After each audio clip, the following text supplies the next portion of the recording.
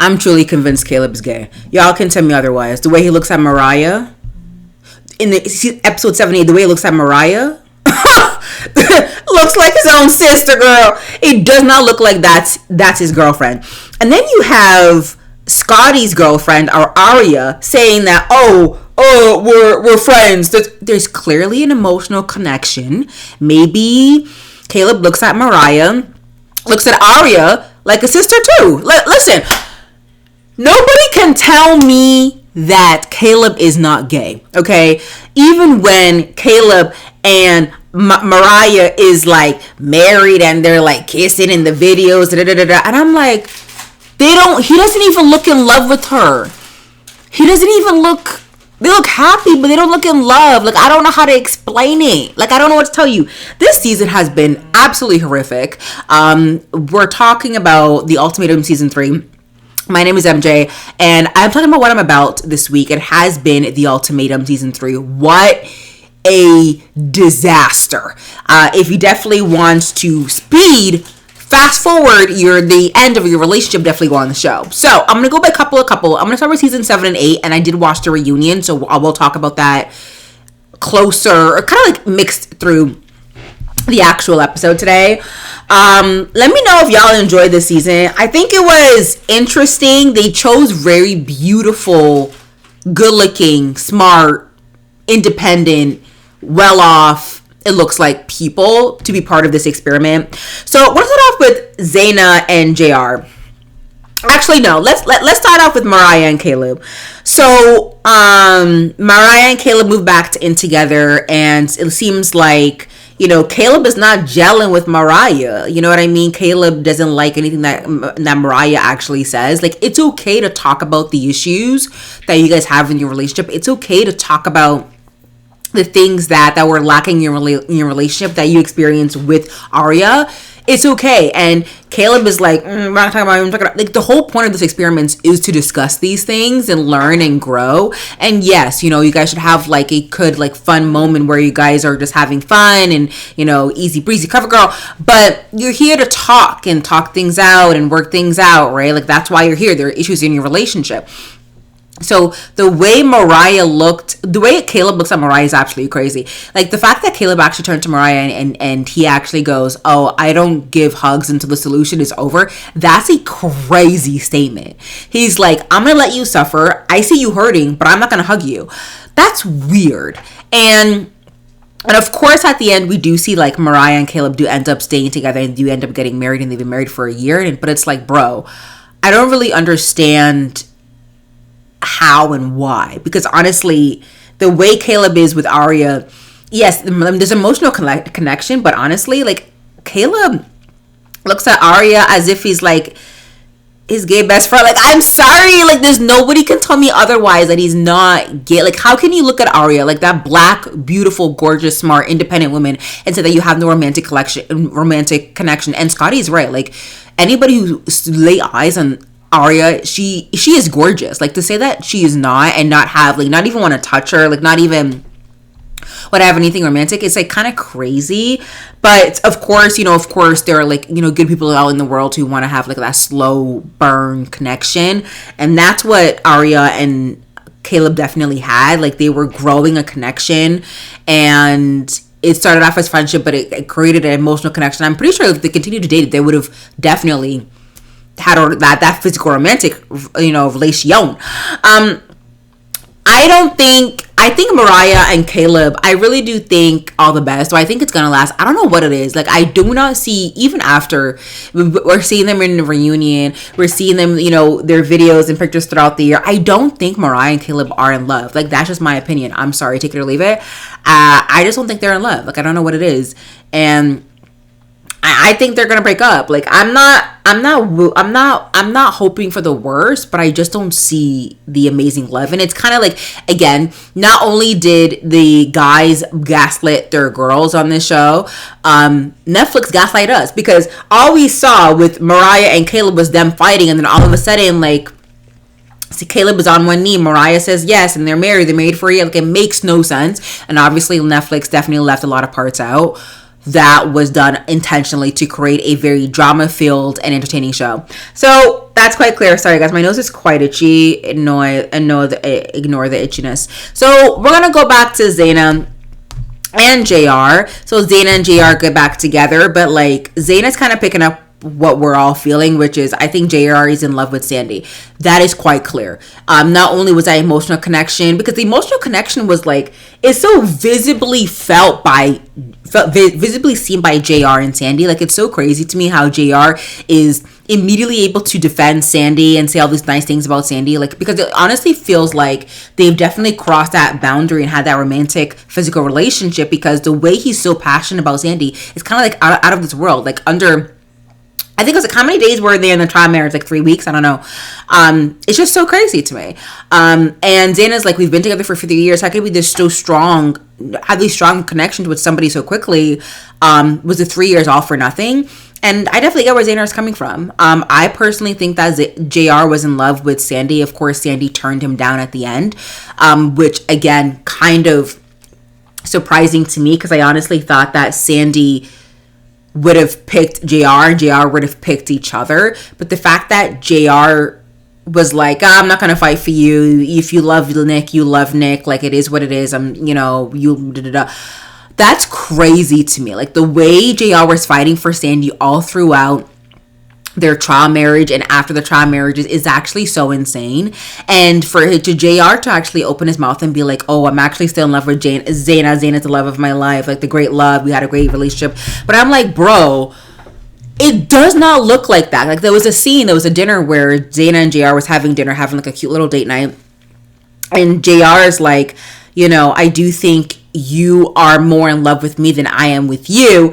And Zaina just took it as, okay, you're not ready to be a husband. It's not even that. Like, JR doesn't love you, Zaina. Like, that's quite clear. Like, he's trying to say that, and Zaina's not listening to what JR has to say. So it's like very fascinating, because like Zaina is so obsessed. She's so not obsessed, but she's like so ready to be a wife. And you can, like, I totally get it. And I get where she's coming from, because you know why?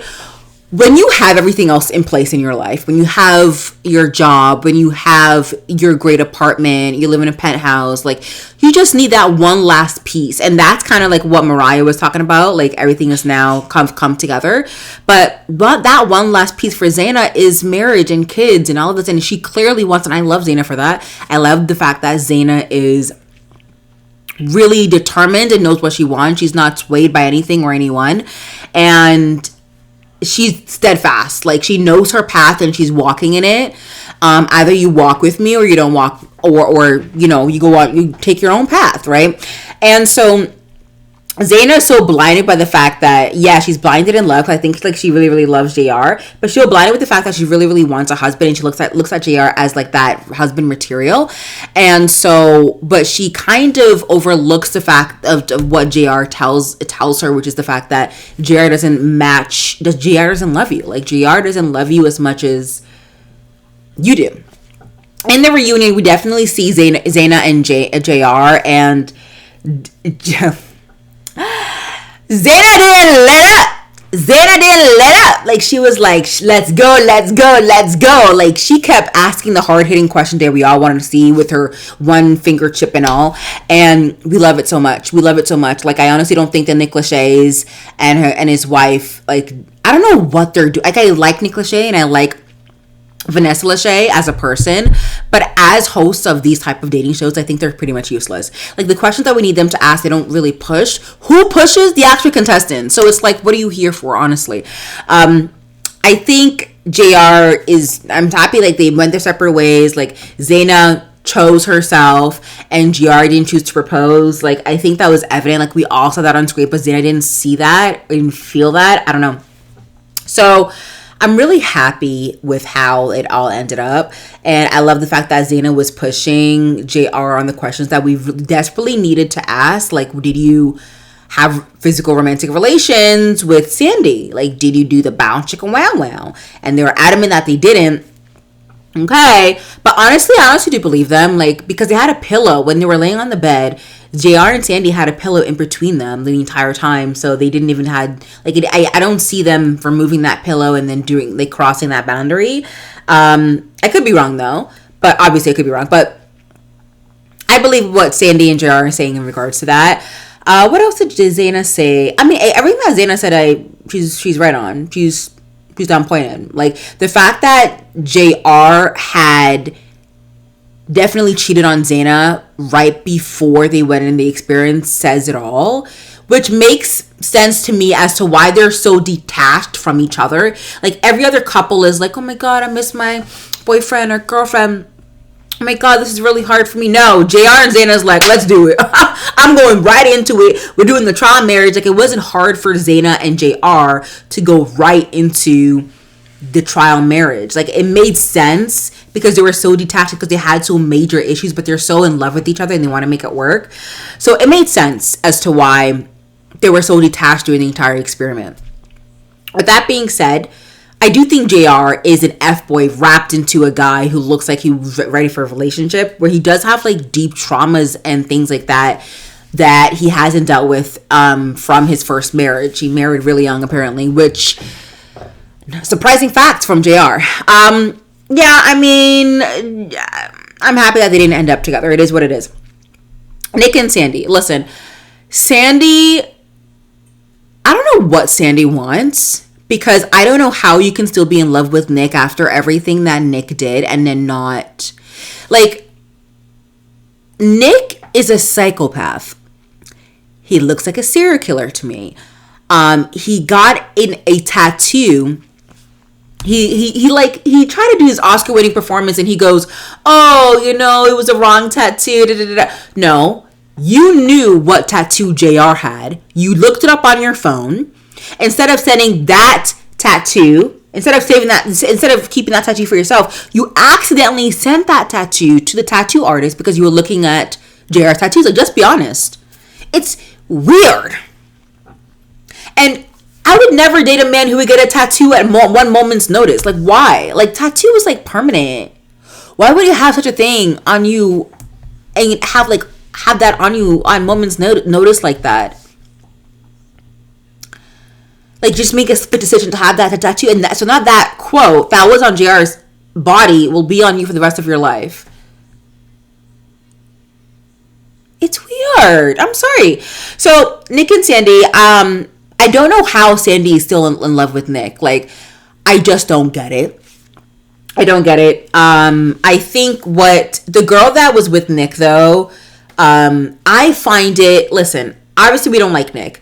But how that girl left Nick high and dry, because obviously you're not going to know everybody or know everybody's, issues and wants and needs and goals in life under a couple of hours over a few dates, right?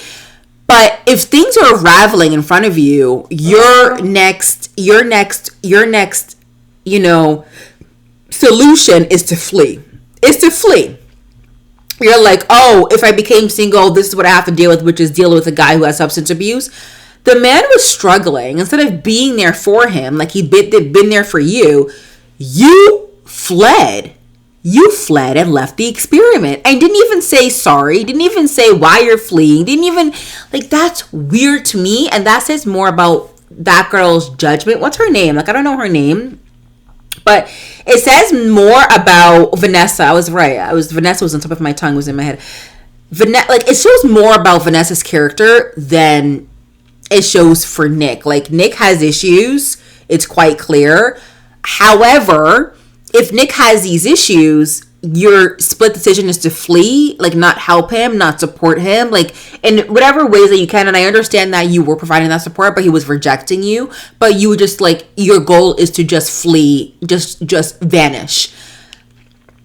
I don't like Vanessa for doing that. I think Sandy was in love with JR, but I don't know why he didn't choose JR. I do think maybe it was a black thing. Like, maybe he doesn't want to date a black guy. I don't know. I do think Nick was kind of racist in the way that he wasn't, like, really doesn't like JR. Like, Sandy is right. Like, why are you so upset? Everybody's doing the exact same thing that I'm doing. Like, why are you so upset that I'm with JR? And Nick, remember, like Nick goes, "Oh, it's not the same. It's different." It's how is it different, Nick? Is it because JR is black? Is that why? Because that's the only way could explain all this. Yes, he has substance issues. Da da da.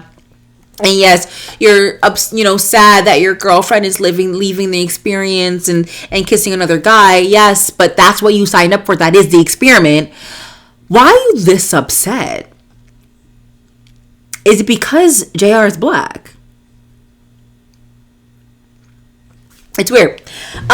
So Nick and Sandy, they ended up being together, not getting married. Nick proposed. I don't know who he proposed to, because Nick was not in love with him. Sandy was not in love with him, so I don't know what he would propose to. And Sandy said no, and then Nick did the smart and grown-up decision and be like, I'm gonna walk away now. I want to get married to somebody who's 100% about me. You're not. Don't know what you're in love with. Don't know what you still want to be with me if you can't marry me after these years. And that's fair. They should not be together. We have Mariah and Caleb, which I already talked about. I do think Mariah is a sweet girl. I don't know what... and also, I don't even know what Mariah is in love with Caleb. Like, I don't see the... I did see it with Arya.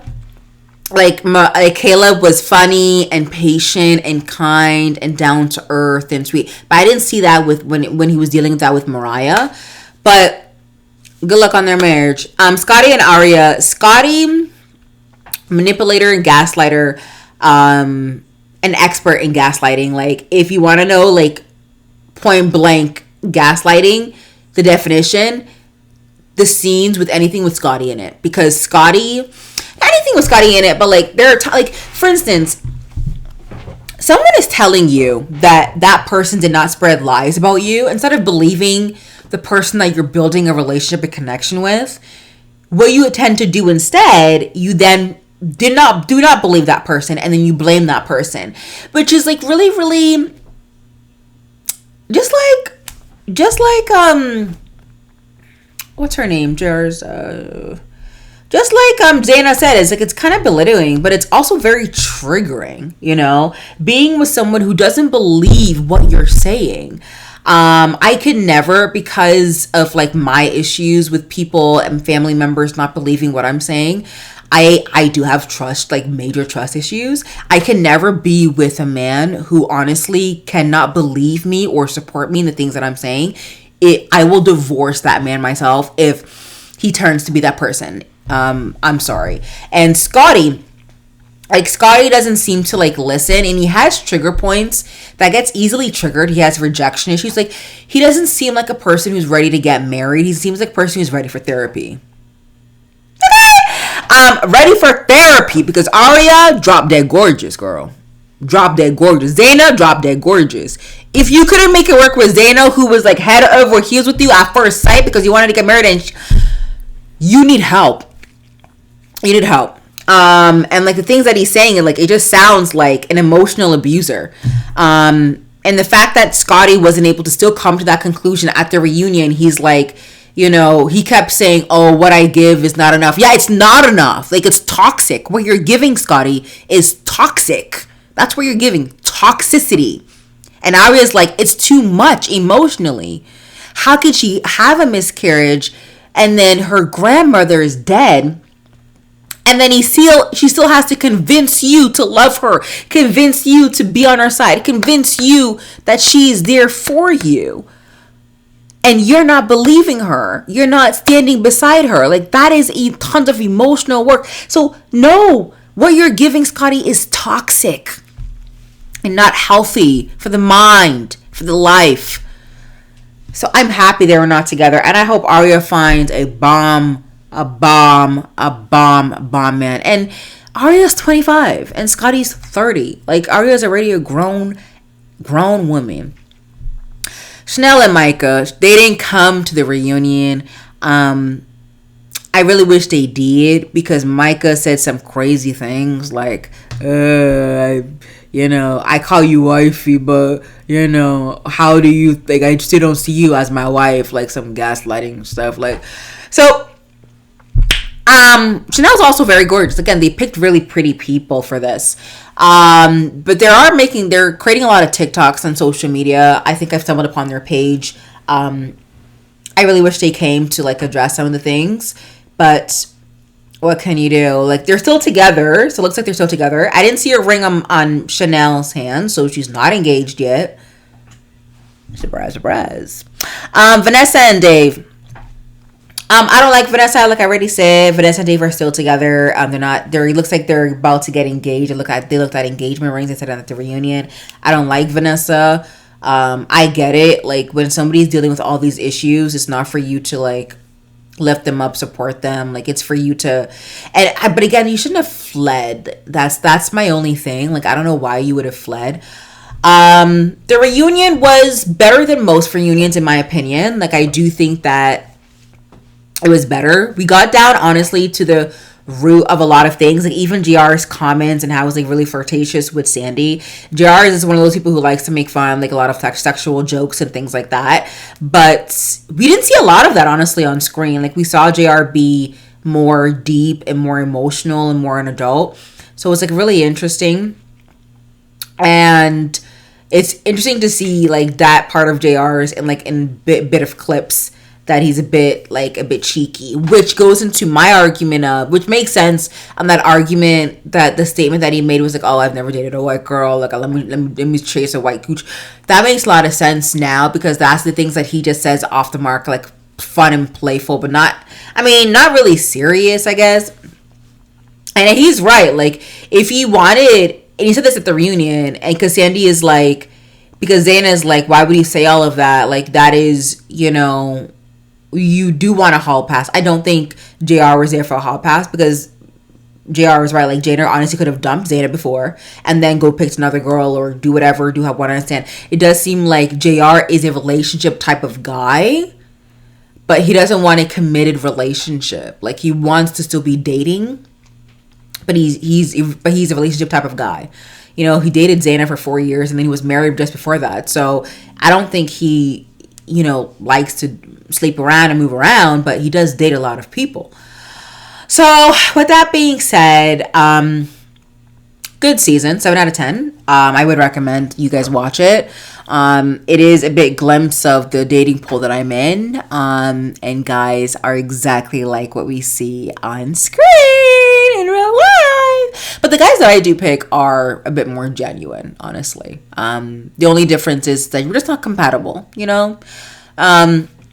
on the things that matter and the things we want in life moving forward. And that's fine. So let me know what you guys think. I'm watching a whole bunch of stuff. Like, December is really, really busy. Usually December is really low, like really slow, really boring, like really not busy, not boring, but what I mean, not busy. Like, December is really, there's a lot of TV shows and movies going on right now. A lot of, impactful TV shows with substance. Usually in December, there's not much to really watch. You're gonna have to grasp from straws. But there's so much to watch in the month of December. So there's a lot going on. There's a lot that I'm watching, and I'll probably do a recap. I'll also do give you my best TV shows and movies of the year, which is gonna be easy for me. I feel like I did watch a lot, but not enough. Like, there's still so much I haven't watched, which I'm gonna try to keep up for the next week. Let me know what you guys' thoughts. I feel like I talked a lot. I did a lot here. Don't forget to subscribe and like and comment and do all those great things. Please and thank you. And it was very entertaining, but it was quite clear that the cuts that they made for the show, for the people, were very intentional. Like, they made people the villain. They made people the heroes. And it was just like, I'm just tired of it. Like, I just want Netflix just to create like a genuine show with people with their own personality, so we can see everybody, as a whole, rather than like pieces of themselves. I know that a lot of them are doing podcast episodes with Nick Viall, which is what they do now. When you're done this season, a year later, when the TV show actually comes out, you go do an episode with Nick Viall and create a podcast episode. I know for Scotty said that there are a lot of things that would cut out, but however, the 1% of the things that they did keep, it's like, bro, it's scary. It's scary. Like, you're scary. Like, that's scary. That's scary. The way Scotty was looking at Zaina, Remember from that kitchen scene, he was like, that's serial killer vibes. I'm sorry. Like, scary. I don't know. But anyways, let me know what you guys thought. Subscribe. Subscribe. Like, comment. Leave your guys' thoughts. I like interacting with you in the comments. And stay woke and stay healthy and stay safe. And I'll see you guys in the next video. Oof, that was a doozy. And also very excruciating to watch. I don't know.